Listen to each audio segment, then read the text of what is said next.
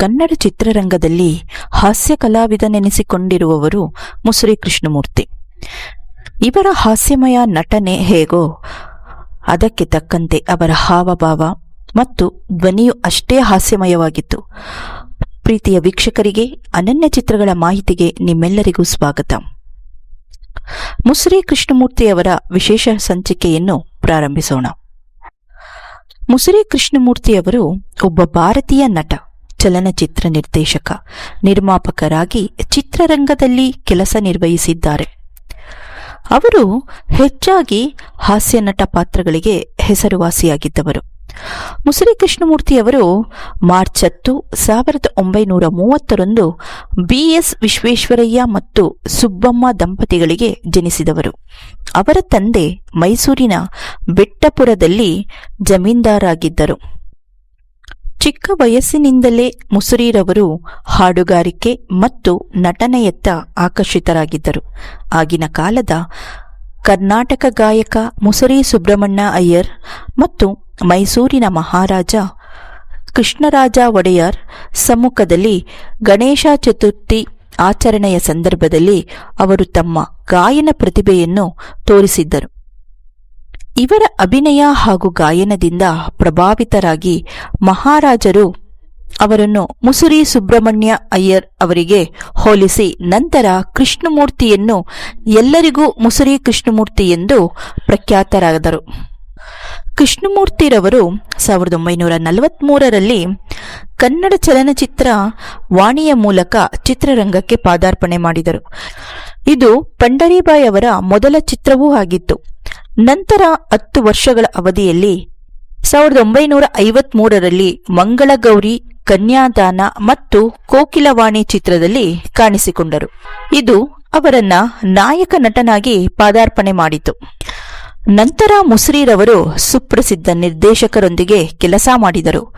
B Vithalacharya, BR Pantulu ಇವರಿಗೆ ಸಹಾಯಕರಾಗಿ ಕೆಲಸ ಮಾಡಿದರು. ಇವರಿಂದ ಪ್ರಸಿದ್ಧ ಕಲೆಯನ್ನು ಕಲಿತರು.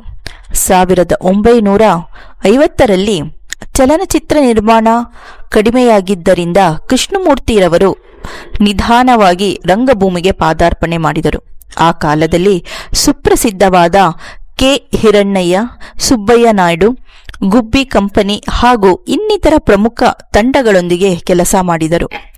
1962 ತಮ್ಮದೇ ಆದ ಅಂಬಪ್ರಸಾದ ನಾಟಕ ಮಂಡಳಿಯನ್ನು ಪ್ರಾರಂಭಿಸಿದರು. ಮುಸುರಿರವರು ತಮ್ಮ ಜೀವನದ 2ನೇ ಭಾಗದಲ್ಲಿ ಹಾಸ್ಯ ನಟನಾಗಿ, ಖಳನಾಯಕನಾಗಿ, ಪೋಷಕ ನಟನಾಗಿ ನಿರ್ವಹಿಸಿದರು. 1978 ಪುಟ್ಟಣ್ಣ ಅವರ ಪಡವರಳ್ಳಿ ಪಾಂಡವರು ಚಿತ್ರದಲ್ಲಿ ಕನೆಕ್ಷನ್ ಕಾಳಪ್ಪ ಪಾತ್ರದಿಂದ ಪ್ರಸಿದ್ಧಿಯಾದರು.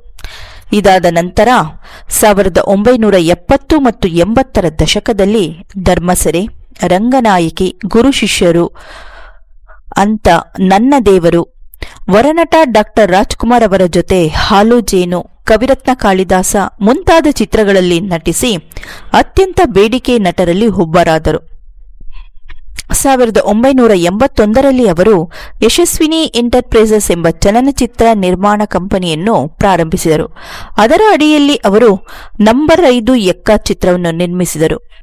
ಇದರಲ್ಲಿ ಅವರು ಬೆಂಗಳೂರು ಲತಾ ಅವರೊಂದಿಗೆ ಹೊಂಗನಸು ನನಸಾಗಿದೆ ಎಂಬ ಯುಗಳಗೀತೆಯನ್ನು ರೆಕಾರ್ಡ್ ಮಾಡಿದರು. ಚಲನಚಿತ್ರ ನಿರ್ಮಾಪಕರಾಗಿ ಅವರು 1985 ಚಲನಚಿತ್ರ ವೀರಾದಿವೀರದಲ್ಲಿ ಕೊನೆಯ ಬಾರಿ ಕಾಣಿಸಿಕೊಂಡರು. ಕನ್ನಡ ಚಿತ್ರರಂಗ ಕಂಡಂತಹ ಶ್ರೇಷ್ಠ ಹಾಸ್ಯ ನಟರಲ್ಲಿ ಒಬ್ಬರಾದ ಮುಸುರಿರವರನ್ನು ಮರೆಯುವಂತಿಲ್ಲ. ಅವರು ಬಂಧನ ಚಿತ್ರದಲ್ಲಿ ಅವರ ನಾಟಿ ವೈದ್ಯನ ಪಾತ್ರ, ಗಣೇಶನ ಮಹಿಮೆಯಲ್ಲಿ ಪೆನ್ ಬೀಳಿಸುವ ದೃಶ್ಯ ಮರೆಯಲಾಗುವುದಿಲ್ಲ. ಕವಿರತ್ನ ಕಾಳಿದಾಸ ಚಿತ್ರದಲ್ಲಿ ಮಹಾಕವಿ ರಾಕ್ಷಸನ ಪಾತ್ರ ಚಿತ್ರರಸಿಕರನ್ನು ರಂಜಿಸಿದರು. ಮುಸುರಿರವರ ನಟ ಚಾಣಕ್ಯ ಮುಸುರಿ ಎಂಬ ಅವರ ಆತ್ಮಕಥನ ಸಾರುವ ಚಿತ್ರ ಇದು.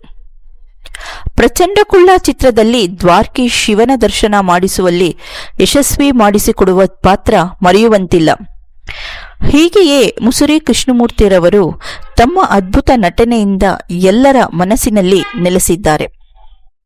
ಇಂತಹ ಕಲಾವಿದರು ನಮ್ಮ ಕನ್ನಡ ಚಿತ್ರರಂಗದಲ್ಲಿ ಇದ್ದದ್ದೇ ನಮ್ಮ ಸೌಭಾಗ್ಯ. ಪ್ರೀತಿಯ ವೀಕ್ಷಕರೇ, ಮುಂದಿನ ಸಂಚಿಕೆಯಲ್ಲಿ ಮತ್ತೊಬ್ಬ ಸಾಧಕರ ಹಾಗೂ ಚಿತ್ರದ ಮಾಹಿತಿಯೊಂದಿಗೆ ಮತ್ತೆ ಸಿಗೋಣ. ಮುಸುರಿ ಕೃಷ್ಣಮೂರ್ತಿರವರ ಈ ಸಂಚಿಕೆ ನಿಮಗೆ ಇಷ್ಟವಾಗಿದೆ ಎಂದು ಭಾವಿಸುತ್ತಾ ಈ ಸಂಚಿಕೆಯನ್ನು ಮುಗಿಸುತ್ತೇವೆ. ಈ ಸಂಚಿಕೆಯನ್ನು ವೀಕ್ಷಿಸಿದ ಎಲ್ಲ ಚಿತ್ರ ಪ್ರೇಮಿಗಳಿಗೂ ನಮಸ್ಕಾರ.